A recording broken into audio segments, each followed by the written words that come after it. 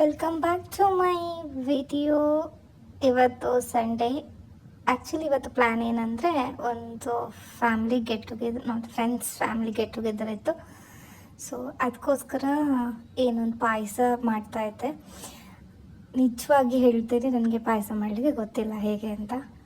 ನನ್ನ ಅಮ್ಮನಿಗೆ ಕಾಲ್ ಮಾಡಿ, ಅಕ್ಕನಿಗೆ ಕಾಲ್ ಮಾಡಿ, ಯೂಟ್ಯೂಬ್ ನೋಡಿಕೊಂಡು ಏನೋ ನಾನು ಟ್ರೈ ಮಾಡ್ತಾ ಇದ್ದೀನಿ. ಸೊ ಬನ್ನಿ ಸ್ಟಾರ್ಟ್ ಮಾಡುವ. ಫಸ್ಟ್ಗೆ ಒಂದು ಪ್ಯಾನ್ಗೆ ಸ್ವಲ್ಪ ತುಪ್ಪ ಹಾಕ್ಕೊಂಡೆ, GRB ತುಪ್ಪ. ಸ್ವಲ್ಪ ಪ್ಯಾನ್ನ ಬಿಸಿ ಆಗಲಿಕ್ಕೆ ಬಿಟ್ಟೆ. ಅದು ಏನಂದರೆ, ಆ್ಯಕ್ಚುಲಿ ನೀವು ಫಸ್ಟ್ ಟೈಮ್ ಮಾಡಬೇಕಾದ್ರೆ ತುಂಬ ಎಕ್ಸೈಟೆಡ್ ಆಗಿರ್ತೀರಿ. ಯಾಕಂದರೆ ಹೇಗೆ ಮಾಡೋದು ಏನು ಅಂತ ನಿಮಗೆ ಗೊತ್ತಿಲ್ಲ ಅಂದರೂ ಅದೇನೋ ಕ್ಯೂರಿಯಾಸಿಟಿ ಇರುತ್ತೆ. ಎಸ್ಪೆಷಲಿ ಒಂದು ನೀವು ನಿಮ್ಮ ಮನೇಲಿ ಮಾಡ್ತಿದ್ದೀರಾ, ನಿಮ್ಮವರಿಗೋಸ್ಕರ ಮಾಡ್ತಿದ್ದೀರಾ ಅಂದರೆ ಏನೋ ಒಂಥರ ಅದ್ರಲ್ಲಿ ಖುಷಿ ಇರುತ್ತೆ. ಆದರೆ ತುಂಬ ಭಯ ಇರುತ್ತೆ, ಹೇಗೆ ಬರುತ್ತೆ ಏನೋ ಅಂತ. ಆ್ಯಕ್ಚುಲಿ ಇಬ್ಬರಿಗೆ ಆದರೆ ಹೇಗೆ ಬೇಕಾದರೆ ಆದರೂ ನಡೆಯುತ್ತೆ. ಬಟ್ ವೆನ್ ಸಮ್ವನ್ ಕಮ್ಸ್ ಅಲ್ವಾ, ಇದು ಹೀಗೆ ಇರಬೇಕು, ಆಗಬೇಕು ಅಂತ ನಮ್ಮ ಮನಸ್ಸಲ್ಲೂ ಇರುತ್ತೆ. ಅಫ್ಕೋರ್ಸ್ ಏನು ಮಾಡೋಕ್ಕಾಗಲ್ಲ, ನಾವೇ ಮಾಡಬೇಕಾಗುತ್ತೆ.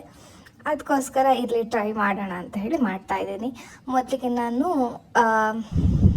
ಗೋಡಂಬಿ, ದ್ರಾಕ್ಷಿನ ಲೈಟಾಗಿ ತುಪ್ಪದಲ್ಲಿ ಹುರಿಲಿಕ್ಕೆ ಹಾಕ್ಕೊಂಡೆ. ಸೊ ಈಗ ಲೈಟಾಗಿ ಹುರಿತಾ ಇದ್ದೀನಿ. ಅದು ಹುರ್ಕೊಂಡಾದ್ಮೇಲೆ ಅದನ್ನು ಒಂದು ಪ್ಯಾನ್ಗೆ ಸೈಡಲ್ಲಿ ಎತ್ತಿಡಬೇಕು.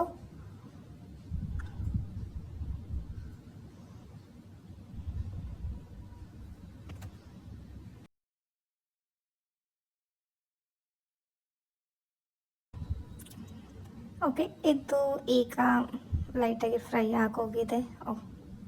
ದ್ರಾಕ್ಷಿ ಈಗ ಹಾಕ್ತಾ ಇದ್ದೀನಿ.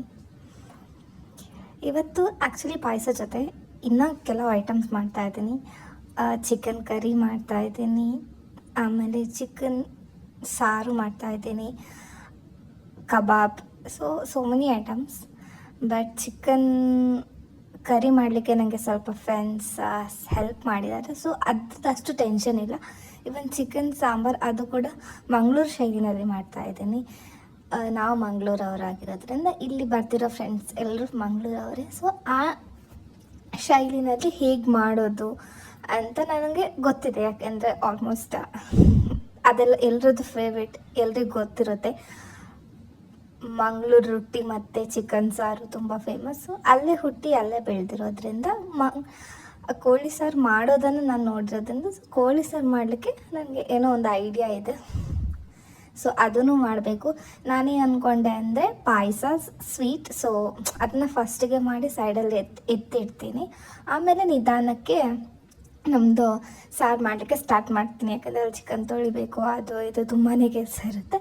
ಪಾಯಸ ಆದರೆ ಇವನ್ ಅಷ್ಟು ಐಡಿಯಾನೂ ಇಲ್ಲ. ಸೊ ಸ್ವಲ್ಪ ಟೈಮ್ ತಗೊಂಡು ನಿಧಾನಕ್ಕೆ ಚೆನ್ನಾಗಿ ಮಾಡೋಣ ಅಂತ ಮೊದಲು ಪಾಯಸ ಮಾಡಲಿಕ್ಕೆ ನಾನು ರೆಡಿ ಮಾಡಿದೆ. ಓಕೆ, ಇದು ಫ್ರೈ ಆಗಿದೆ. ಈಗ ಇದನ್ನು ಚಿಕ್ಕದಾಗಿರೋ ಪ್ಲೇಟ್ಗೆ ಎತ್ತಿಟ್ಕೊಳ್ತಾ ಇದ್ದೀನಿ.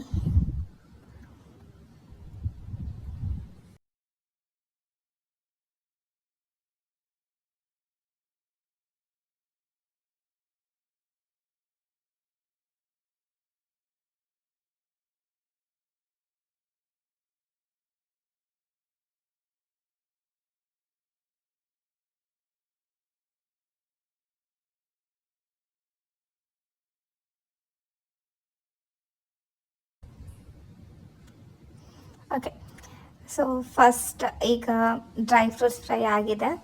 ನೆಕ್ಸ್ಟ್ ಬಂದು ನಾನು ಶಾವಿಗೆ ಪಾಯಸ ಮಾಡೋದ್ರಿಂದ ಶಾವಿಗೆಯನ್ನು ಲೈಟಾಗಿ ತುಪ್ಪದಲ್ಲಿ ಹುರ್ಕೋತಾ ಇದ್ದೀನಿ.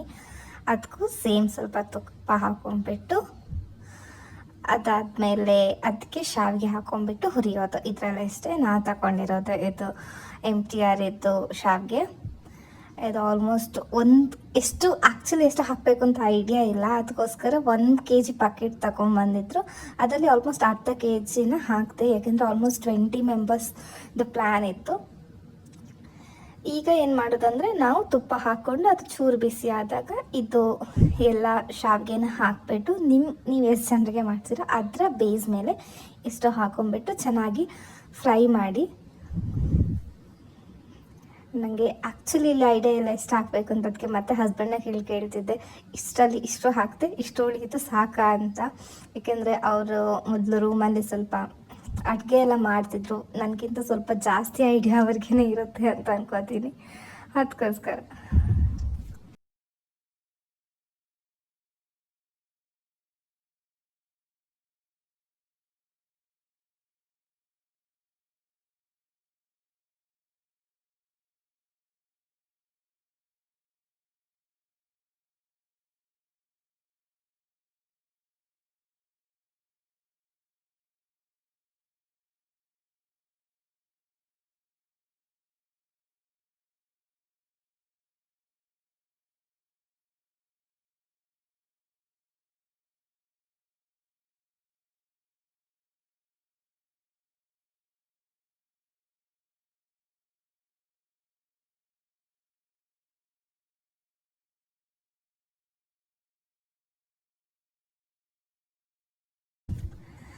ಇದನ್ನು ಹುಡ್ಕೊಂಬಿಟ್ಟು ಲೈಟಾಗಿ ಸೈಡಲ್ಲಿ ಎತ್ತಿಟ್ಕೊಂಡ್ಬಿಡ್ಬೇಕು. ಸೊ ಅದಾಯಿತು. ಈಗ ನೆಕ್ಸ್ಟ್ ಏನು ಮಾಡ್ತಾ ಇದ್ದೀನಿ ಅಂದರೆ, ನಾನು ಇದಕ್ಕೆ ಸಾಬುದಾನ ಹಾಕ್ತಾಯಿದ್ದೀನಿ. ಸಾಬುದಾನ ಅದಕ್ಕೋಸ್ಕರ ಸ್ವಲ್ಪ ಪಾತ್ರೆಯಲ್ಲಿ ಸ್ವಲ್ಪ ನೀರು ತಗೊಂಬಿಟ್ಟು ಅದಕ್ಕೆ ನೀವು ಎಷ್ಟು ಪಾಯಸ ಮಾಡ್ತೀರಾ ಅದರ ಪ್ರಮಾಣದಲ್ಲಿ ಸಾಬುದಾನ ತಗೊಳ್ಳಿ. ಸಾಬುದಾನ ಜಾಸ್ತಿ ಬೇಕು ಅಂತೀರ, ಲೈಕ್ ಅರ್ಧ ಪ್ಯಾಕೆಟ್ ಶಾವಿಗೆ ಹಾಕ್ತಿದ್ದೀರ ಅಂದರೆ ಒಂದು ಕಾಲು ಕಪ್ಪಷ್ಟು ಇದು ಹಾಕೊಂಬೇಡಿ, ಸಾಗು ಹಾಕೊಂಬೇಡಿ. ಸಾಗುನ ಸ್ವಲ್ಪ, ನಾವು ಸಾಗು ಅಂತೀವಿ, ಸಾಬುದಾನ ಅಂತಾರೆ. ಅದನ್ನು ನೀರಲ್ಲಿ ನೆನೆಸಿ ಆಮೇಲೆ ಅದನ್ನು ಬೇಯೋಕೆ ಇಡಿದ್ರೆ ಅದು ಬೇಗ ಬೇಯುತ್ತೆ, ಇಲ್ಲದ್ರೆ ತುಂಬ ಟೈಮ್ ಹಿಡಿಯುತ್ತೆ. ಸೊ ನಾನು ಏನು ಮಾಡಿದೆ ಅಂದರೆ, ಪಾಯಸ ಎಲ್ಲ ಸ್ಟಾರ್ಟ್ ಮಾಡೋದಕ್ಕಿಂತ ಮೊದಲೇ ಅದನ್ನು ಚೆನ್ನಾಗಿ ನೀರಲ್ಲಿ ತೊಳೆದ್ಬಿಟ್ಟು ನೀರಲ್ಲಿ ನೆನೆಲಿಕ್ಕೆ ಹಾಕಿಟ್ಟಿದ್ದೆ. ಸೊ ಇಟ್ಸ್ ಆಲ್ಮೋಸ್ಟ್ ಒಂದು 20 ನಿಮಿಷ ಆಗಿರಬೇಕು ಮೇ ಬಿ ನಾನು ಹಾಕಿಬಿಟ್ಟು. ಅದಾದಮೇಲೆ ಇದನ್ನು ಬೇಯಲಿಕ್ಕೆ ಇಡ್ತಾ ಇದ್ದೀನಿ. ಹಾಗೆ ಪಾಯಸ ಮಾಡಲಿಕ್ಕೆ ಅಫ್ಕೋರ್ಸ್ ಹಾಲು ಬೇಕು. ನಾನೇನು ಮಾಡ್ಕೋತೀನಿ ಅಂದರೆ, ಕೆಲವರು ಡೈರೆಕ್ಟಾಗಿ ಹಾಲನ್ನ ಪಾಯಸಕ್ಕೆ ಹಾಕೋತಾರೆ, ಬಟ್ ನನಗೇನು ಅನಿಸೋದಂದರೆ ಹಾಲನ್ನ ಕುದಿಸಿ ಹಾಕಿದರೆ ಸಮ್ಟೈಮ್ ಏನಾಗೋದು, ನಾವೇನಾದರೂ ಒಂದು ಹಾಕಿದಾಗ ಹಾಲು ಒಡೆದೋಗೋದು ಆ ರೀತಿ ಏನಾದರೂ ಆಗುತ್ತೆ. ಅದಕ್ಕೋಸ್ಕರ ನಾನು ಏನು ಮಾಡ್ತೀನಿ ಅಂದರೆ, ಫಸ್ಟ್ ಈ ಕಡೆ ಹಾಲನ್ನು ಕಾಯಿಸೋಕ್ಕೆ ಇಟ್ಟು ಆ ಕಡೆ ಸಾಬುದಾನನ ಬೇಯಿಸ್ಲಿಕ್ಕೆ ಇಟ್ಬಿಟ್ಟೆ. ಸೊ ದ್ಯಾಟ್ ಹಾಲಿಂದ ಏನು ಇದು ಆಗದೇ ಇರಲಿ ಅಂತ.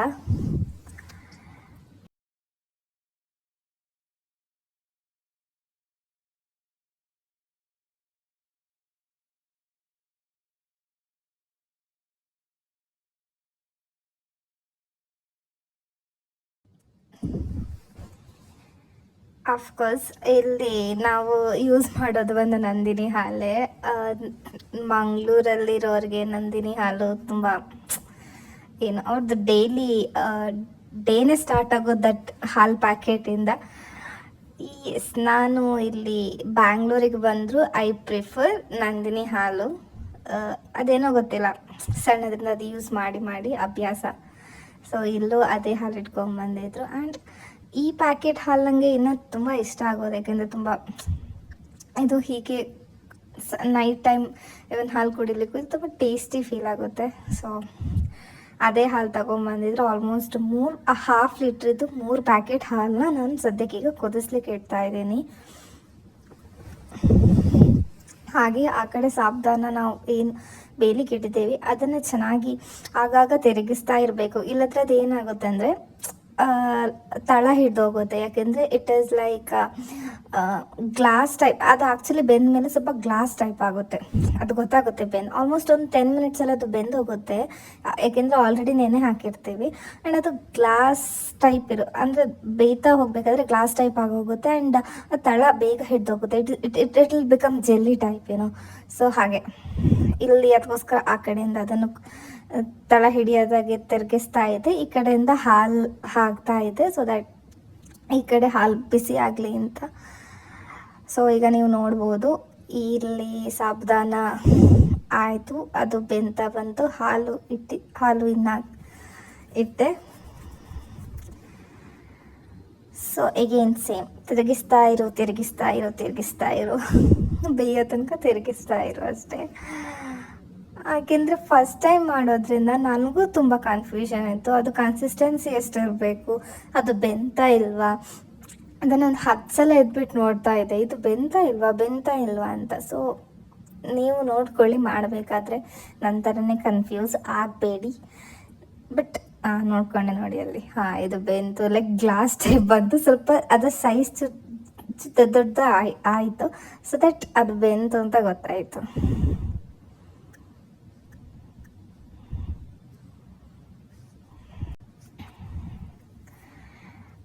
ನೆಕ್ಸ್ಟ್ ಏನು ಬೇಕು ಪಾಯಸಕ್ಕೆ ಅಂದರೆ, ನಾವು ಏಲಕ್ಕಿ ಹುಡಿ ಇದೆಯಲ್ವ, ಏಲಕ್ಕಿ ಹುಡಿ ಇದ್ರೂ ಓಕೆ, ಏಲಕ್ಕಿ ಹುಡಿ ಇಲ್ಲ ಅಂದರೆ ಏಲಕ್ಕಿ ಮತ್ತು ಸಕ್ಕರೆನ ತಗೊಂಡ್ಬಿಟ್ಟು ಸಣ್ಣ ಮಿಕ್ಸಿ ಜಾರಲ್ಲಿ ಹುಡಿ ಮಾಡ್ಕೊಂಡಿಟ್ಬಿಡಿ.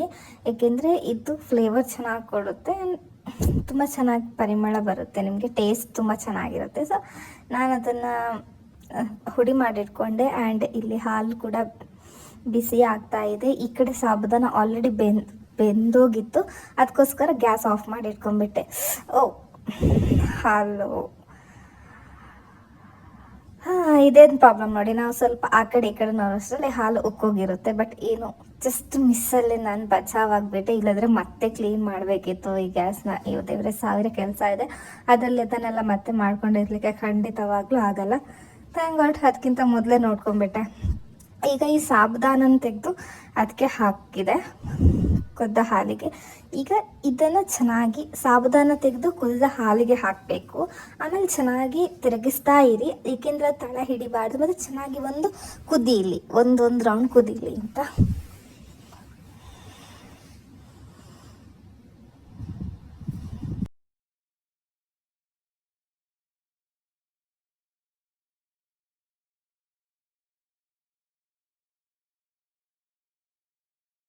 ಇದು ಏನು ಗೊತ್ತಾ, ನಾನು ಅಬ್ಸರ್ವ್ ಮಾಡಿದ್ದು, ಈ ಸಾಬುದಾನ ಹಾಕಿದ ಮೇಲೆ ಹಾಲಿಗೆ ಸಾಬುದಾನ ಸೈಜ್ ಅಂದರೆ ಸ್ವಲ್ಪ ಸಣ್ಣದಿದ್ದು, ಇಟ್ ವಿಲ್ ಬಿಕಮ್ ಚೂರು ರೌಂಡಾಗಿ ಚೂರು ಅದು ಇರೋ ಸೈಜಿನಿಂದ ಸ್ವಲ್ಪ ಜಾಸ್ತಿ ಸೈಜ್ ರೌಂಡಾಗಿ ಕಾಣುತ್ತೆ, ನಿಮಗೆ ಅದು ಗೊತ್ತಾಗುತ್ತೆ. ಲೈಕ್ ಪಾಯಸಲ್ಲಿ ಜೆಲ್ಲಿ ಟೈಪ್ ಆ ಟೈಪ್ ಕಾಣಲಿಕ್ಕೆ ಸ್ಟಾರ್ಟ್ ಆಗುತ್ತೆ. ಸೊ ನಂಗೆ ಅದು ಹಾಲಲ್ಲಿ ಹಾಕಿದ ಮೇಲೆ ಗೊತ್ತಾಗುತ್ತೆ ಕರೆಕ್ಟಾಗಿ, ಓಕೆ ಇದು ಕರೆಕ್ಟಾಗಿ ಕನ್ಸಿಸ್ಟೆನ್ಸಿ ಬಂದಿದೆ, ಇದು ಬೆಂದಿದೆ ಅಂತ.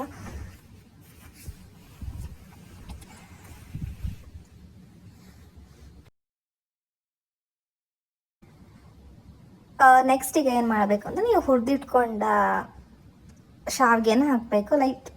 ಲೈಟ್ ಬ್ರೌನ್, ಲೈಕ್ ಜಾಸ್ತಿ ಅಲ್ಲ, ಲೈಟಾಗಿ ಒಂದು 5 ನಿಮಿಷ ಹುರ್ಕೊಂಡ್ರೆ ಸಾಕು. ಅದನ್ನು ಅಷ್ಟು ಬೇಕಂತಿಲ್ಲ, ನೀವು ಮೀಡಿಯಮ್ ಫ್ಲೇಮಲ್ಲಿ ಇಟ್ಕೊಂಡು ಹುರ್ಕೊಂಡ್ರೆ ಒಳ್ಳೆಯದು. ಸೊ ಅದು ಲೈಟ್ ಕಲರ್ ಚೇಂಜ್ ಆಗೋ ತನಕ ಹುರ್ಕೊಂಡಿರೋ ಶಾವಿಗೆನ ಇಲ್ಲಿ ಹಾಕಿಬಿಟ್ಟು, ಈಗ ಆ್ಯಕ್ಚುಲಿ ಚಾಲೆಂಜ್ ಇರುತ್ತೆ, ಚೆನ್ನಾಗಿ ತಿರುಗಿಸ್ಬೇಕು.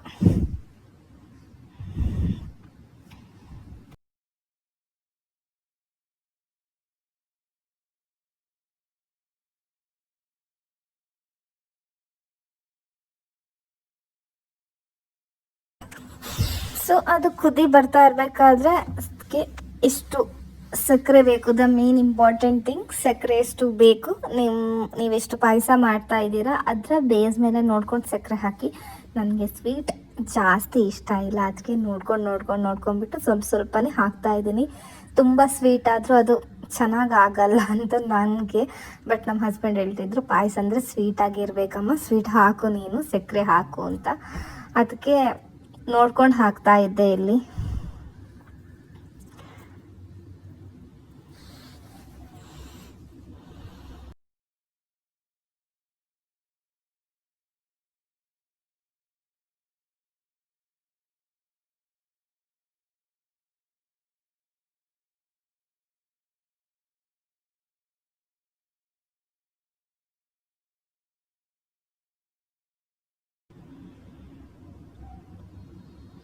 ಇಲ್ಲ, ಆ್ಯಕ್ಚುಲಿ ಮತ್ತೆ ಹಾಲು ಹಾಕೊಂಡ್ಬಿಟ್ಟೆ ನಾನು, ಏಕೆಂದರೆ ಅದು ಸ್ವಲ್ಪ ಹಾಲು ಎತ್ತಿ ಇಟ್ಕೊಂಡ್ಬಿಟ್ಟಿದೆ. ಈ ಪಾಯಸ ಏನಾಗುತ್ತೆ ಗೊತ್ತಾ, ನೀವು ಮಾಡ್ತಾ ಹೋದಾಗೆ ಅದು ಗಟ್ಟಿ ಆಗ್ತಾ ಹೋಗುತ್ತೆ. ಆಗ ನಾವು ಏನು ಮಾಡಬೇಕಂದ್ರೆ, ಹಾಲು ಹಾಕಿ ಅದನ್ನು ಮತ್ತೆ ತೆಳ್ಳಗೆ ಮಾಡ್ತಾ ಹೋಗಬೇಕು. ಸೊ ನಾನಿಲ್ಲಿ ಅದೇ ಮಾಡ್ತಾ ಇದ್ದೀನಿ. ಇಲ್ಲ ತುಂಬ ಗಟ್ಟಿಯಾಗಿ ಹೋಗ್ಬಿಡುತ್ತೆ, ಮಾಡಬೇಕಾದ್ರೆ ನಿಮ್ಗೆ ಇವನ್ ತಿರ್ಗಿಸ್ಲಿಕ್ಕೂ ಆಗಲ್ಲ ಅದನ್ನು.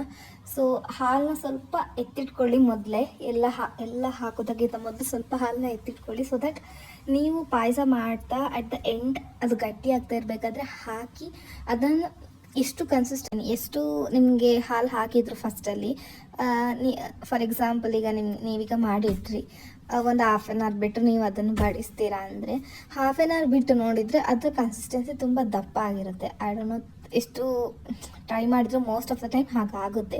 ಅದಕ್ಕೋಸ್ಕರ ಏನು ಮಾಡ್ಕೊಳ್ಳಿ ಅಂದರೆ ಸ್ವಲ್ಪ ಹಾಲನ್ನ ಬಿಸಿ ಮಾಡಿಟ್ಕೊಳ್ಳಿ. ಎಟ್ ದ ಎಂಡಲ್ಲಿ ಬಡಿಸೋಕ್ಕಿಂತ ಮೊದಲು ಹಾಕಿಬಿಟ್ಟು ಸ್ವಲ್ಪ ಬಿಸಿ ಮಾಡಿ, ಸೊ ದಟ್ ನಿಮಗೆ ಅದು ಚೆನ್ನಾಗಿರೋ ಕನ್ಸಿಸ್ಟೆನ್ಸಿ ಕೊಡುತ್ತೆ. ಓಕೆ, ನಾನಿಲ್ಲಿ ಏನು ಹಾಕ್ತೆ ಅಂದರೆ ಈಗ ಆಗ ಪುಡಿ ಮಾಡಿ ಇಟ್ಕೊಂಡ ಏಲಕ್ಕಿ ಸಕ್ಕರೆನ ಹಾಕ್ತೆ ಮತ್ತೆ. So it's a good flavour. ಮತ್ತು ತಿರ್ಗಿಸ್ತಾ ಇರು.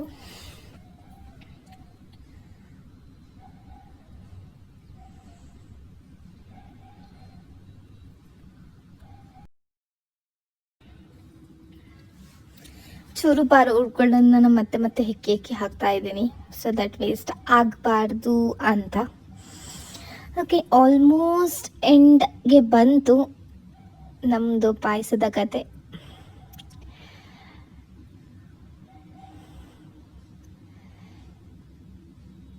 ಓಕೆ, ಈಗ ಎಲ್ಲ ಹಾಕಿ ಮತ್ತೆ ತಿರುಗಿಸ್ತಾ ಇರು.